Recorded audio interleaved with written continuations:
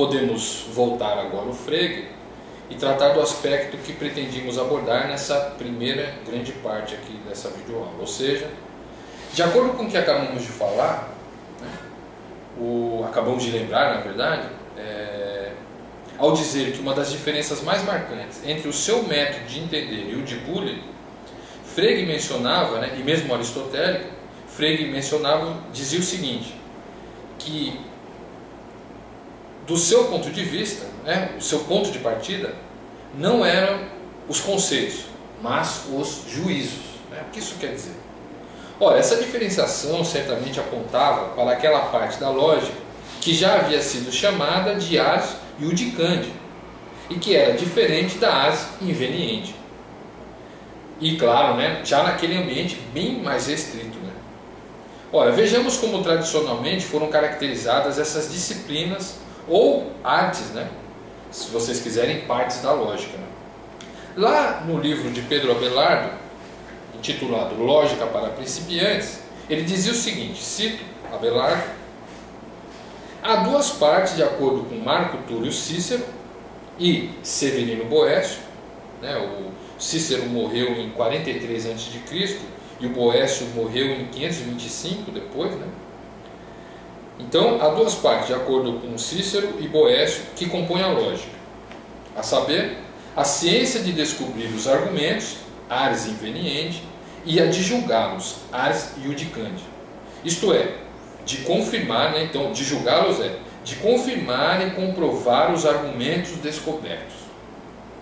Continua o Abelardo: com efeito, duas coisas são necessárias ao argumentante. Primeiro, que descubra os argumentos pelos quais vai arguir, e segundo, que saiba confirmá-los se alguém os atacar como viciosos ou não suficientemente firmes. Ora, fim de citação então. Diante disso, nos parece que Frege estava mais preocupado em formular um sistema notacional, uma conceitografia, capaz de averiguar a confirmação e comprovação dos argumentos, tornando os argumentos inatacáveis do ponto de vista do vício ou firmeza da forma. Por fim, ou quarto ponto, um outro dado importante que Frege compartilhou com parte dos modernos e que é de fundamental importância para o surgimento da lógica contemporânea está expresso nas seguintes palavras do próprio Frege. Cito: para evitar que nessa tentativa se intrometesse inadvertidamente algo intuitivo, cabia tudo reduzir a uma cadeia inferencial carente de qualquer lacuna. Mas, ao tentar realizar essa exigência da forma mais rigorosa possível, deparei-me, diz o Frege, com o obstáculo da insuficiência da linguagem corrente.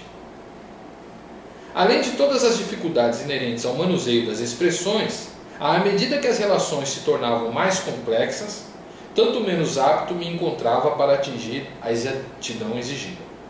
Continua o Frege: tal dificuldade levou-me a conceber a presente conceitografia.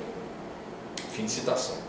Ora, como vemos então, a conceitografia de Frege é também concebida para dar conta de uma insuficiência da linguagem corrente, a linguagem comum, ordinária.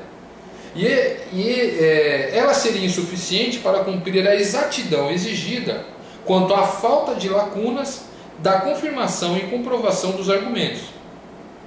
Insuficiente para compor a cadeia, recompor, talvez, a cadeia inferencial adequada. E claro que como o Frege trabalhou bastante com matemática, ele deve ter sentido muitíssimo essa dificuldade, ele deve ter visto várias lacunas, especialmente naquela matemática nascente, a matemática aí que nasce com a modernidade. Ora, essa insuficiência já havia sido apontada por muitos outros lógicos e continuou sendo. O modo como, por exemplo, o Wittgenstein do Tractatus a apresenta é muito mais dramático e de consequências filosóficas muito mais explícitas. A saber, isso está lá no aforisma 4.002. Cito então o Wittgenstein: O homem possui a capacidade de construir linguagens.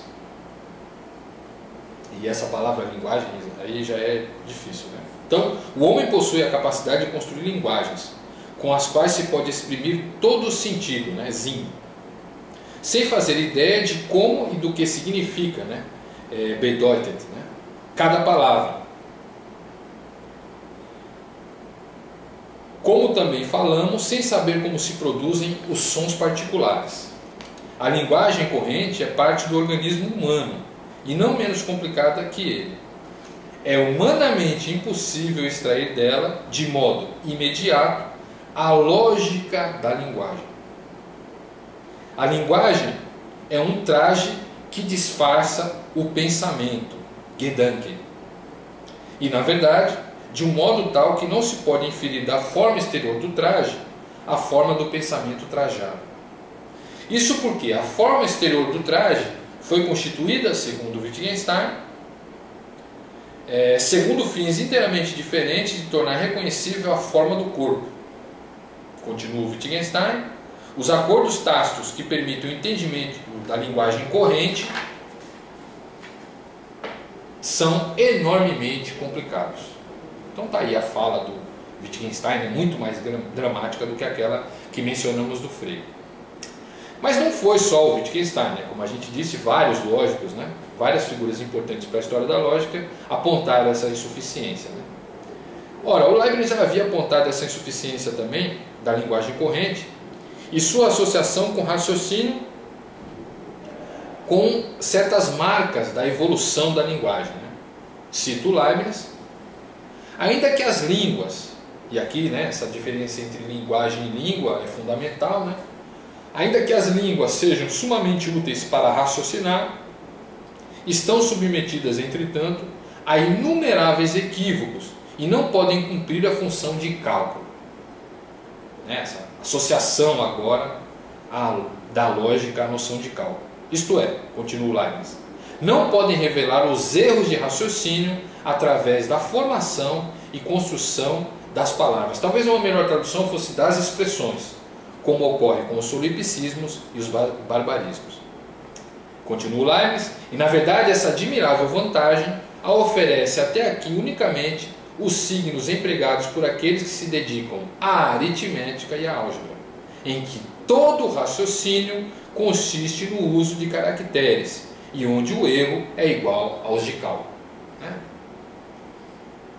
Então vejam, né, como essa intuição, no final das contas, né, essas ideias do Leibniz certamente influenciaram o Frege. Ora, entretanto, enquanto grande parte dos lógicos vai separar a linguagem comum, né, aquela que está repleta de problemas e equívocos, como vimos aqui, né, da linguagem lógica, Frege parece defender o ponto de vista que não se trata de diferentes linguagens, mas que se trata apenas de uma. Então, no próximo grande movimento dessa série de videoaulas, nós veremos mais tecnicamente como o seu ponto de vista, né, o de Frege, acabou por mostrar, né, por indicar problemas de base em parte considerável do que Aristóteles pensava ser inatacável do ponto de vista formal, ou seja, do ponto de vista da ars iudicandi.